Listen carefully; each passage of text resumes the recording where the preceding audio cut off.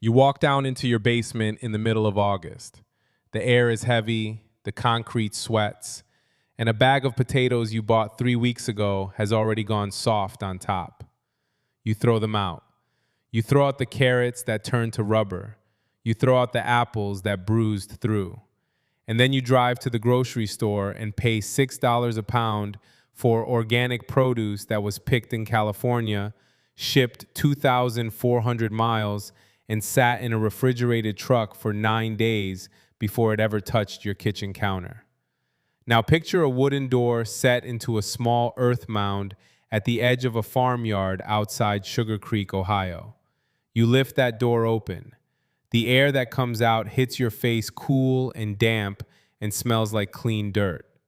Inside, on cedar shelves, sits 800 pounds of food. Potatoes from October, carrots packed in damp sand, apples in wooden crates, cabbages hanging from twine, beets, parsnips, turnips, onions, 8 months of meals for a family of 6. Total cost to build that root cellar in 2024 dollars, $12. Not $1,200, $12. And the food inside it has been going in fresh in October and coming out fresh in May for 73 years running. Not one rotten one in the bunch. I know that sounds impossible. I sat in front of it with my own eyes last spring.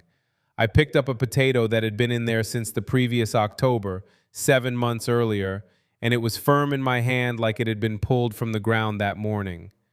The man who built that cellar, his grandfather did it in 1951 with materials he already had on the farm. He spent 3 afternoons on it, $12 in supplies, and 4 generations later, it has not failed once. I am going to walk you through exactly how it is built. The one specific design feature in the wall that almost no English homesteader ever copies, and the document I tracked down at the Pennsylvania State Agricultural Extension Archive that explains why this technique was deliberately erased from American public knowledge between 1948 and 1962. And listen, this is not just for people building from scratch. If you have a basement, a hillside, a sloped corner of your yard, or even a crawl space, you can put one of these in this autumn before the first hard frost. You do not need permits. You do not need a contractor. You need a shovel, a Saturday, and the right knowledge. The first time I walked into one of these cellars was outside Millersburg in the spring of 2019. The man who owned the farm, an older fellow named Amish, was 71 years old at the time. He had been opening that same cellar door every couple of weeks since he was a boy. He pulled out a head of green cabbage that had been hanging in the cellar since the previous October, 6.5 months. The outer leaves had dried slightly, the way an onion skin dries, but he peeled those off, and underneath was a head of cabbage as crisp and white as anything you would buy at a farm stand in July. He sliced a piece off with his pocket knife and handed it to me. I stood there in the doorway of that cellar chewing raw cabbage that should have been compost 6 months earlier, and I felt something I had not felt in a long time. I felt like I had been lied to, because every magazine, every cooking show, every food storage guide I had read in my entire adult life had told me that fresh produce lasts a week, 2 weeks if you are lucky. After that, you freeze it, you can it, you dehydrate it, or you throw it away. The idea that a head of cabbage could simply sit on a shelf for half a year and still be edible was, according to everything I had been taught, not possible. It is possible. It has been possible for hundreds of years. The Amish never forgot it because they never let anyone else handle their food storage for them. The rest of us forgot it the moment the General Electric refrigerator showed up in the kitchen in 1927 and the supermarket showed up on the corner in 1955. Let me explain what is actually happening inside one of these cellars, because the science is not complicated. It has just been buried under 100 years of marketing for refrigerators and freezers. 4 feet down into the soil, anywhere in the eastern half of the United States, The temperature stays between 50 and 55 degrees Fahrenheit year-round. It does not matter if it is January or July. The earth at that depth holds a steady cool. The Amish know this. The United States Geological Survey has confirmed it in soil temperature studies going back to the 1950s. Every man with a basement in this country is sitting on top of a free, infinite source of refrigeration, and almost none of them know how to use it. The cellar Amish showed me was 8 feet wide, 12 feet long, and 7 feet deep at the back wall. It was built into the side of a small hill at the edge of his garden, which meant the back wall was buried under 6 feet of earth, and the front wall, where the door was, sat at ground level. The walls themselves were made of fieldstone laid up in lime mortar. The floor was packed clay, not concrete, and the ceiling was timber covered with about a foot of straw and then a foot of earth on top of that, with grass growing over the whole thing. That is the basic design. The earth around 3 sides keeps the temperature steady. The packed clay floor stays damp, which keeps the humidity inside the cellar between 85 and 95%. That high humidity is the key. Most root vegetables shrivel and lose moisture when stored in dry air. In a properly built root cellar, the humidity stays high enough that the produce never dries out. A carrot pulled from the ground in October and packed in damp sand inside that cellar will still be crisp and full of moisture in May. But here is the detail that almost nobody outside the Amish community knows about, and this is the one I want you to write down. The wall opposite the door, the back wall buried deepest into the hill, is built with a specific feature the Pennsylvania Dutch call a luchtloch, which translates roughly as an air hole. It is a vertical chimney, 4 to 6 inches in diameter, that runs from the floor of the cellar up through the earth roof and exits about 2 feet above ground level on the back side of the mound. The top of that chimney is capped with a wooden hood that lets air pass but keeps rain and animals out. That single chimney is the difference between a root cellar that works and a root cellar that fails. Because root vegetables and stored fruit give off 2 gases as they sit. They give off carbon dioxide from slow respiration, and the apples and pears give off ethylene, the natural ripening hormone. If those gases build up inside a sealed cellar, the carbon dioxide displaces oxygen and the food suffocates and rots. The ethylene accelerates ripening on everything else in the room and causes a chain reaction of spoilage that turns a healthy cellar into a rotting compost pile in under 3 weeks. The luchtloch, that simple vertical chimney, creates a slow, constant convection current.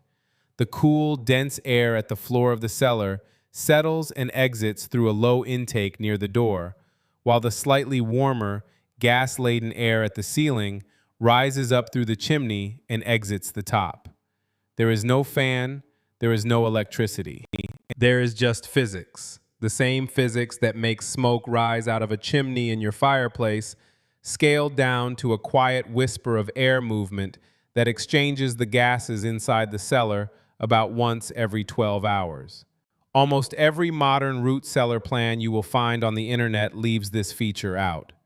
The diagrams show a sealed concrete box with a single door.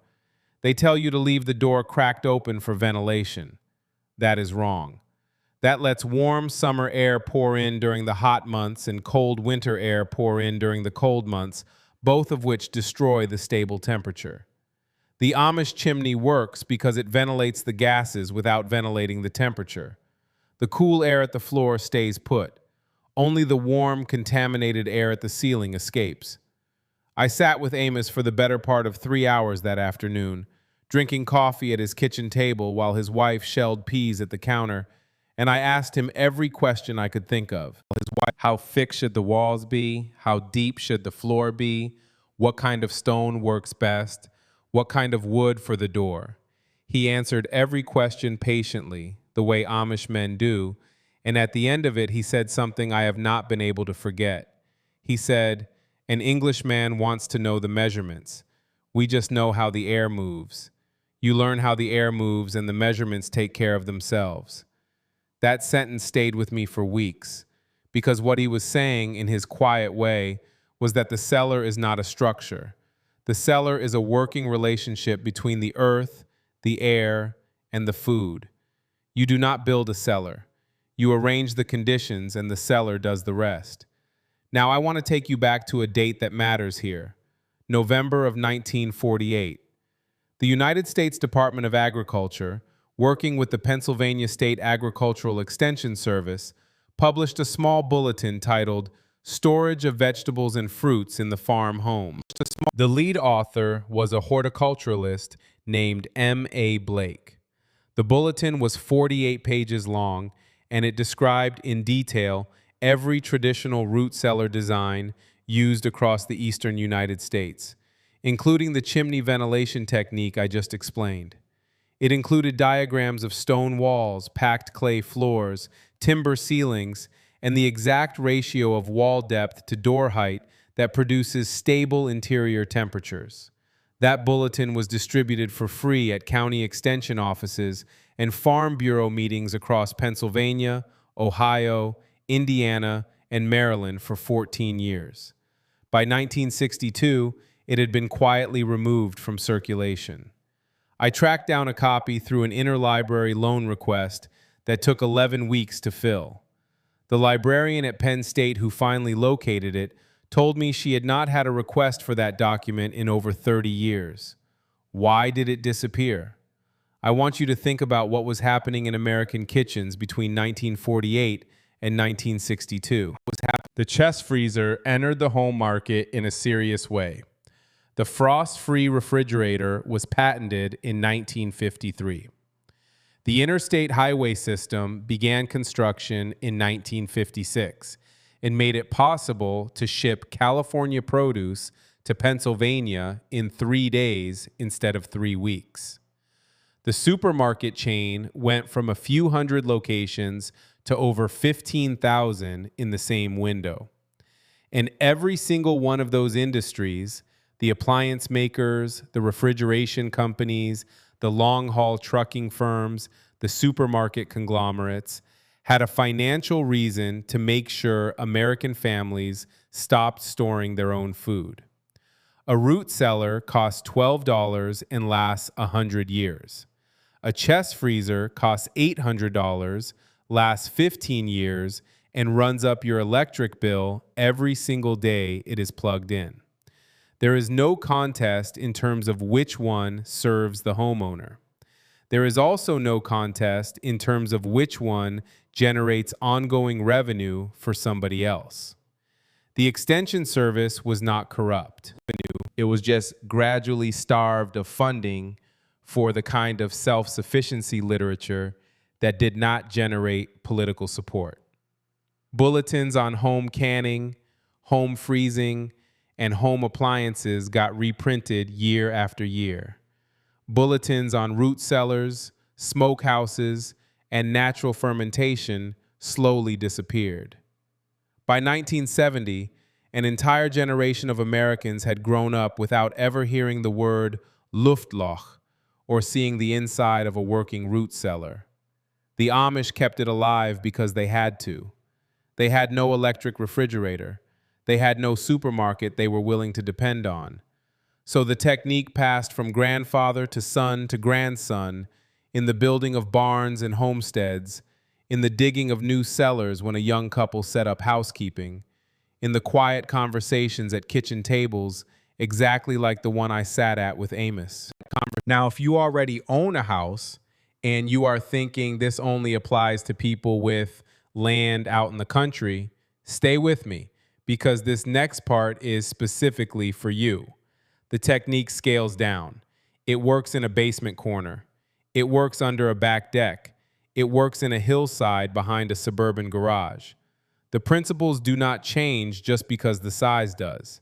Here is the smallest functional version, the one I have built in my own backyard, and the one I helped my brother build behind his ranch house in eastern Pennsylvania last fall. You take a corner of your basement that sits below grade. Most American basements built before 1990 Have at least one wall that is fully buried below ground level. You pick the corner where two of those walls meet. You frame off a small room about 6 feet by 6 feet using 2x4s and one layer of plywood on the side that faces the rest of the basement. You insulate that interior wall with rigid foam, 2 inches thick, top to bottom. You leave the two earth-side walls bare concrete, no insulation, because you want the cool of the soil coming through them. The floor stays as it is, concrete is fine, but you set a shallow tray of pea gravel on top of it and keep the gravel slightly damp with a cup of water poured in once a week. That is your humidity source. You hang a cheap analog thermometer and a small humidity gauge on the back wall. Now for the chimney. This is the part nobody tells you. You drill or core a 4-inch hole through the rim joist at the top of the room, run a piece of 4-inch PVC up through the floor above and out a soffit vent or a foundation vent on the exterior wall. You put a screen cap on the outside end. At the bottom of the room near the door, you cut a small intake vent into the bottom of the door itself, about 3 inches by 6 inches, covered with hardware cloth. That is your full ventilation system. The warm, gas-laden air rises out the chimney, the cool air sneaks in under the door, and your cellar breathes the way Amos's hillside cellar breathes. Total cost for the basement version, somewhere between $60 and $100 depending on what you already have lying around. Total time, 1 weekend. My brother built his last October. By December, he had 200 pounds of potatoes, 50 pounds of carrots packed in damp sand in a cardboard box, 30 heads of cabbage hanging from screws in the ceiling joists, and about 120 apples laid out on cedar shelves. We checked it together in April. He had lost 2 apples and 1 potato. That is it. 3 pieces of food out of nearly 400 pounds. And most of his vegetables were as fresh as the day they went in. If your house does not have a basement, the next best option is what the Amish call a clamp, which is essentially a small mound cellar built directly into a sloped piece of yard. You dig a pit about 3 feet deep and 4 feet wide. You line the bottom with about 6 inches of clean straw. You stack your potatoes, carrots, beets, and turnips in the pit, with each layer separated by more straw. You build a small wooden frame on top, cover it with about a foot of straw, and then cover the whole thing with 8 to 12 inches of soil with grass left to grow over it. You put a single small pipe at the top for ventilation and a wooden hatch on the south side for access. A clamp built in October will keep root vegetables fresh until April or May in any climate north of Tennessee. The Amish in Lancaster County have been building these for 200 years. The materials cost almost nothing if you have a yard and access to straw bales from a local feed mill. A bale of straw runs $8. You will need 3 or 4. The lumber for the frame, $20. The pipe for the chimney, $6. For the frame, total project, under $60 in one Saturday afternoon. Now there is one more thing I want to share with you. And this is the piece I held back, because it is the detail that turns a good root cellar into a great one. And it is the detail that took me 3 years of asking questions before I got an honest answer. Before I give you that piece, one quick thing. Everything I have been digging out of these old extension archives and these Amish farmhouses, the chimney ventilation you just learned about, the basement retrofit, the clamp design, the damp sand packing for carrots, the straw insulation, the cedar shelving spacing, the breath line from the $8 fix video, the buried clay jar from the cooling trench video, the 4-layer blanket stack from the heating video, and all the other pieces I have pulled out of Lancaster County and Holmes County over the years. I have put it all in one place, room by room, season by season, in the order the families actually use it. It is called the Amish Home System. Link is in the description. But stay right here, because what an old Amish woman named Rebecca told me on a back porch in Holmes County in the autumn of 2022 is the one detail that almost no English root cellar guide has ever printed. The detail is the apple. One single apple. Not just any apple, a specific kind of apple, placed in a specific location, replaced on a specific schedule. Rebecca told me her grandmother taught her, and her grandmother had learned from her own mother, that in every working root cellar there must be exactly one fresh apple sitting in a small wooden bowl on a shelf in the back corner of the cellar, away from all the other stored produce. The apple is replaced every 6 weeks with a fresh one from the storage bins. The old apple is taken out and used in cooking the same day it is removed. For years, I assumed this was just a folk practice, something charming but functionally useless. I was wrong, and the science explains exactly why she was right. Apples release ethylene gas. In a normal storage environment, that ethylene accelerates the ripening of every other piece of produce around them, which is why you never store apples next to potatoes in your pantry. But the Amish discovered something the modern food storage industry has only confirmed in laboratory settings within the last 20 years. A small, controlled, isolated source of ethylene in a well-ventilated cellar actually inhibits sprouting in stored root vegetables. Potatoes, onions, and beets all want to sprout when they sense spring conditions. The ethylene from a single apple, drifting slowly through the cellar and being constantly carried out by the chimney current, hits the potatoes at concentrations far below ripening levels, but high enough to suppress the hormonal signal that tells them to sprout. Your potatoes stay firm and dormant from October to May. Without that apple, by March, most of your potatoes are sending out white shoots and going soft. With it, they sit there as solid as the day you put them in. The second job the apple does is the one Rebecca's grandmother actually emphasized. The apple is a living indicator. If your cellar conditions are wrong, the apple shows it before any of your other food does. If the apple shrivels in 2 weeks, your humidity is too low, and you need to add water to the gravel tray.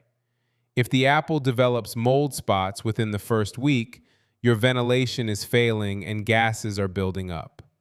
If the apple stays firm and unchanged for the full 6 weeks, your cellar is working perfectly. One apple in a wooden bowl. That is it.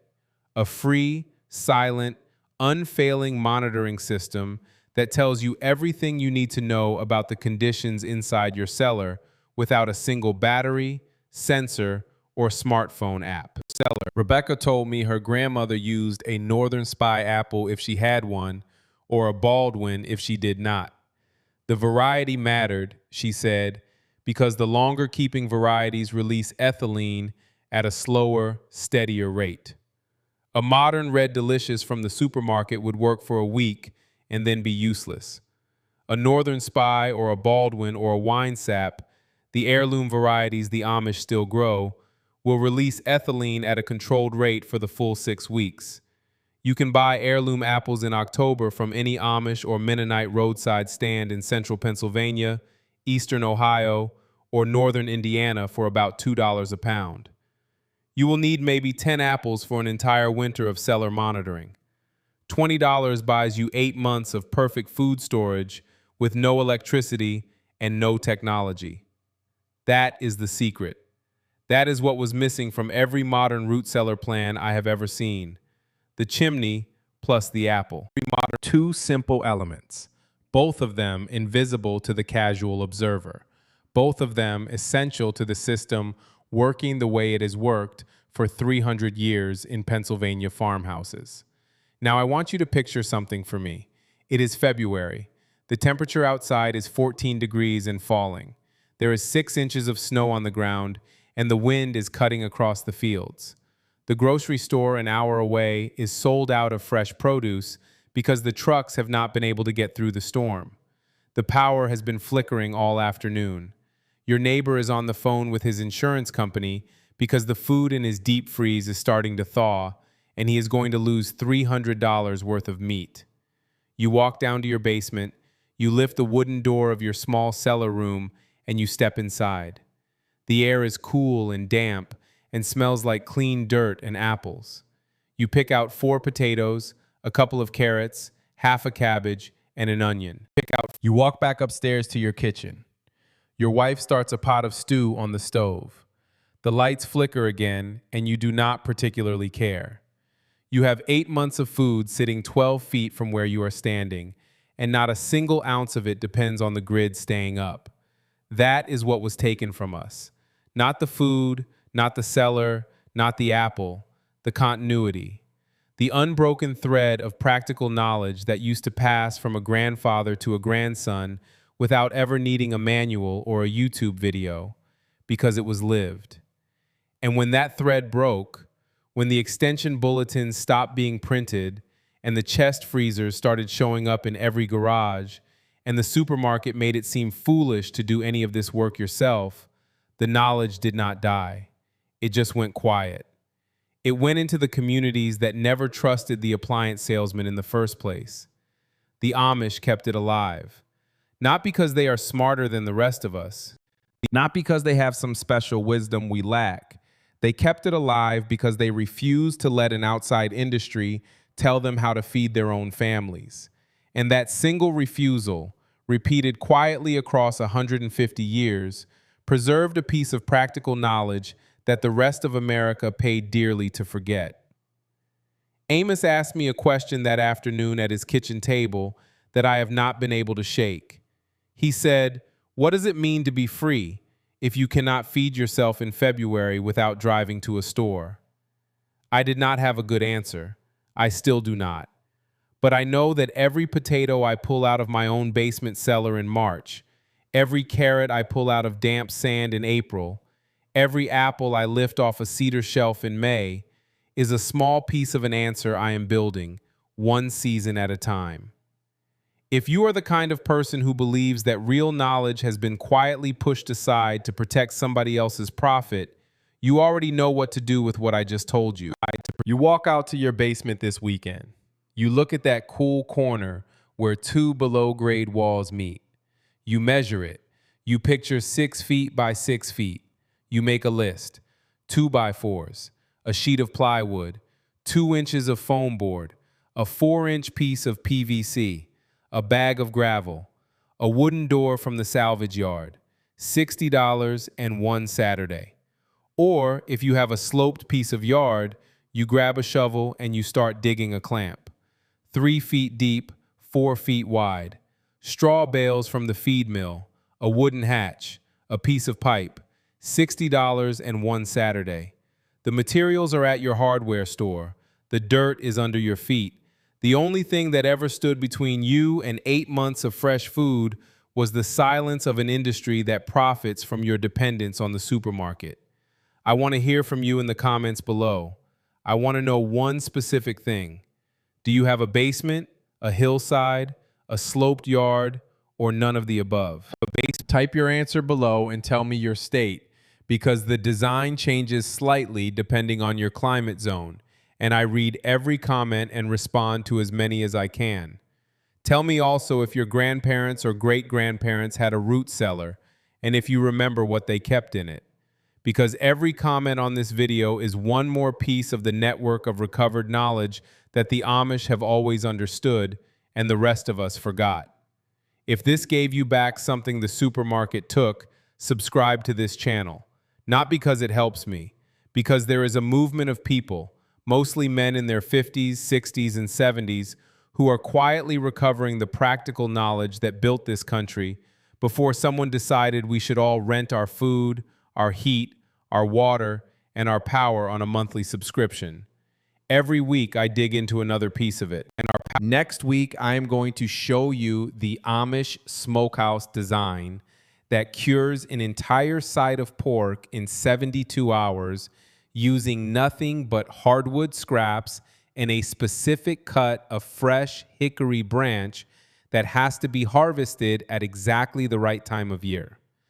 The technique was documented in a 1923 farm bulletin out of Berks County, Pennsylvania, and it has not been printed in any mainstream book since 1958.